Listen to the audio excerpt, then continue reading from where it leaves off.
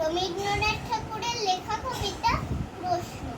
মা গো, আমায় ছুটি দিতে বল, সকাল থেকে পড়েছি যে মেলা। এখন আমি তোমার ঘরে বসে করব শুধু পড়া পড়া খেলা।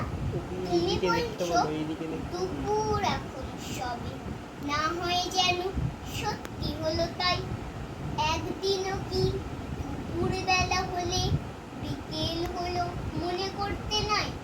আমি তো বেশ ভাবতে পারি মনে, সূর্য ডুবে গেছে মাঠে শেষে, বাগদি বুড়ি চুপড়ি ভরে নিয়ে শাক তুলেছে পুকুর ধারে এসে।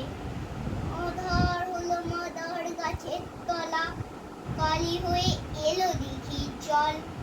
হাটের থেকে সবাই এলো ফিরে, মাঠের থেকে এলো চাষির দল। মনে কর না উঠলো সাজের তারা, মনে কর না সন্ধে হলো যেন রাতের বেলা। দুপুর যদি হয় দুপুর বেলা, রাত হবে না কেন? নমস্কার।